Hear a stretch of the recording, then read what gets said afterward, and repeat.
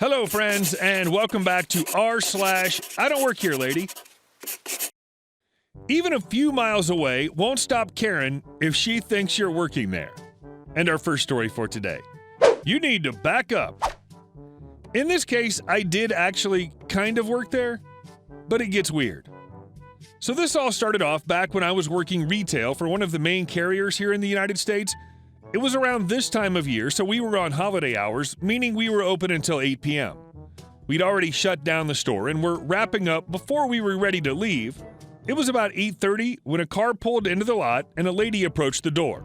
She gave it a few tugs and kept trying to look in the windows. We were all ready to leave, but she stayed around the front and kept tugging on the door.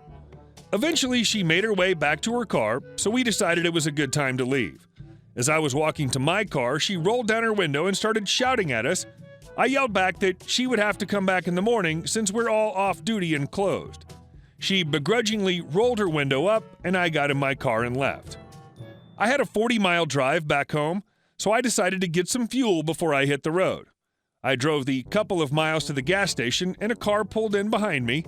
It was a busy station, so I didn't think twice. Now, at the time, I always carried a gun with me, because paranoia, so I grab my gun and holster it on my belt as I get out of the car. I start to pump my gas when I notice the car behind me was this lady from the store. At first, I just figured it was a coincidence that she needed gas too, until I caught a glimpse of someone walking towards me. I move my hand to my gun and keep it there as I see this lady walk closer. She'll be CB for Crazy Bee, and I'll be me. CB: I followed you here because I need help with my phone. Me: Excuse me? You what? CB: I saw you leaving the store and you wouldn't help me, so I followed you here. I need help with my phone, now! Me: I'm not at work anymore. Frankly, I'm not concerned with your problem. She kept walking closer to me, waving her phone around, demanding help. CB: You don't understand. I need this phone to work right now. I'm a realtor and I need my phone working in case my clients need me. You're going to need to fix this now. I turn to face her and leave my hand on my gun, which is now clearly visible to her. Me: I guess you didn't hear me. I'm off work, and you followed me here. I'm not helping you with a damn thing. Now you need to back up, now.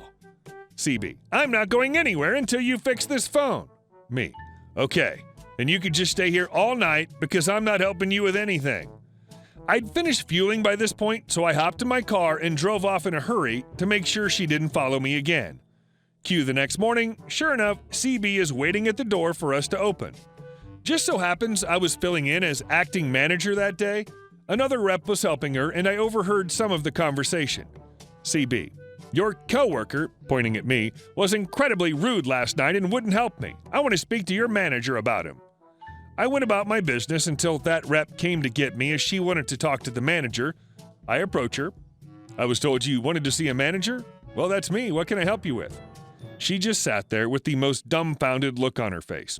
Nothing. You should just really be less rude to your customers. Oh, I'm terribly sorry. Did the rep not help you solve your issue? Has your service been up to satisfaction today? She grumbled and left. I asked the rep what she needed help with. Her Yahoo email address kept saying invalid password. She helped her reset her password, and the issue was fixed. CEO didn't understand what my department did, apparently. Some backstory. I was a general troubleshooter for my company. My job involved a lot of traveling to different clients we support.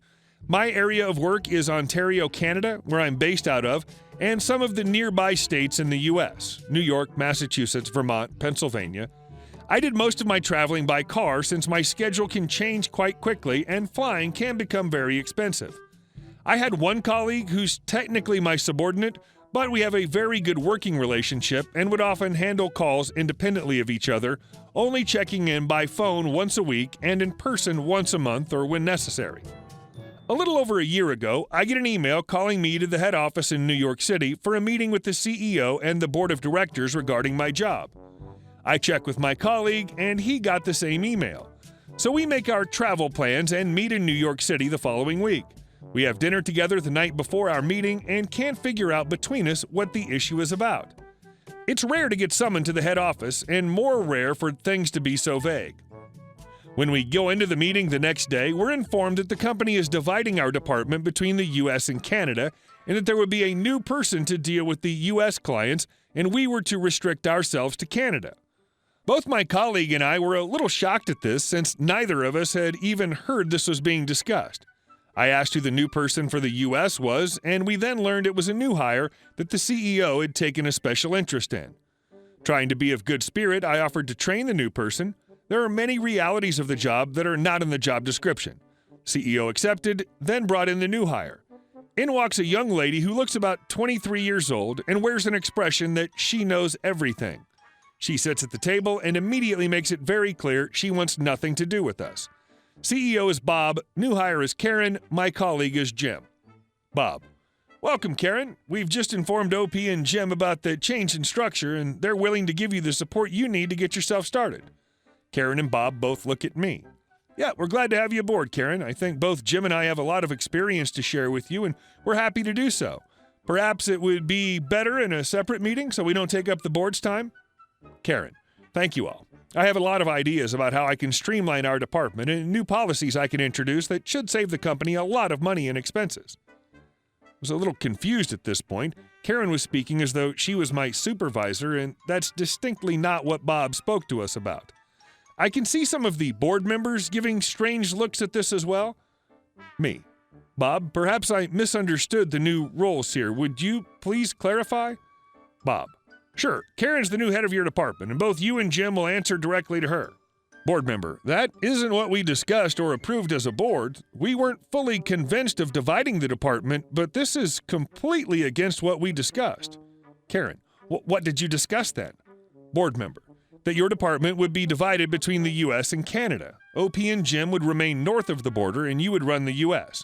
Karen: That's not what I was told, but I can work with that, as long as these two stay out of my way. Indicating me and Jim.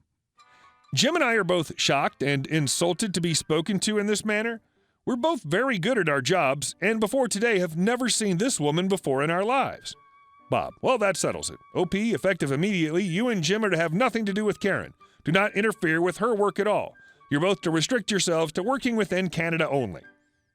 With that, he ended the meeting and left the room with Karen close behind him. Jim and I sat there, stunned for a moment, and some of the board members came up to us to express their shock and sympathies about this. I had enough presence of mind to ask if we would get a written directive of this change, and was assured we would. Sure enough, both Jim and I got emails with the new directive from Bob by the end of the day. So after sending an email to all of our U.S.-based clients advising them of the change and giving them the contact information for Karen, Jim and I made our way back to Toronto and reorganized ourselves for working within Ontario only. This meant much less traveling for us, so it gave us more room to breathe. Within a week, I was getting complaints from our U.S.-based clients that Karen was not answering emails and missing appointments. I forwarded those emails to Karen and copied the entire board, including Bob. A week later, I get a phone call from Karen who sounds frantic but will not admit she needs help. She makes pleasant conversation, then asks how I would handle a particular type of situation. I tell her I'm not really interested in discussing work, as that might be seen as interfering in her work. Later that evening, I get a call from Jim telling me he had the same conversation with Karen and handled it the same way. By the end of the month, I get a call from Bob asking if I will take over the entire department again. I politely tell him no, since I didn't want to interfere with Karen and her role. For the next 3 months, I'm getting emails and phone calls from U.S. clients asking if they can have me back as their contact. This confirms an idea that had been in my head. Jim and I had actually grown our client base in Ontario since restricting ourselves here, so I had lunch with Jim one day and asked him if he wanted to go into business with me as partners and start our own consulting firm. We couldn't provide everything our current company provided, but we could provide a high degree of professionalism for our specific field. And it seemed we had a ready-made client base. By the end of lunch, he was on board, and we started the necessary steps to get ourselves set up. As soon as we were clear, we both submitted our resignations with explanations of why. The next time clients contacted us, we told them we were no longer working for the company. When they asked if we still worked in the field, we told them we had established our own firm and what services we offered. A month later, we had 60% of our U.S. clients on board, and since the former company had no Canadian support at all, we had 80% of the Canadian clients. Within 2 months, we had 80% of the US and 90% of the Canadian clients. In the years since that time, our new company has grown enough that we've hired 7 new consultants. Jim and I find ourselves doing more office work than road work and a lot of client courting. Our old company has had to stop offering the in-person troubleshooting, what our department did, and Bob was fired by the board. No idea what happened to Karen. Updates. Because of interest expressed in the comments, I made a phone call to one of the board members I'd remained on friendly terms with. Here are some answers to questions. How did Karen get the job? Apparently, Bob had set up a business school scholarship out of his own money, which had put something like 6 or 7 students through business school. Karen was the latest graduate, and Bob wanted to give her a start in the business world. Was Bob sleeping with Karen?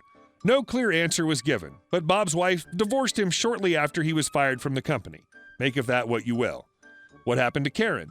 Apparently, she got a job as middle management in a financial services company. Hopefully, she can still build a life for herself and learn some important lessons. What happened to Bob? Last I heard, he was a regional director for a large hotel chain. Hopefully, he also lands on his feet. Everyone deserves a chance to make a life for themselves. Hey guys, thank you all for watching the video to the end, and I'll see you in the next one.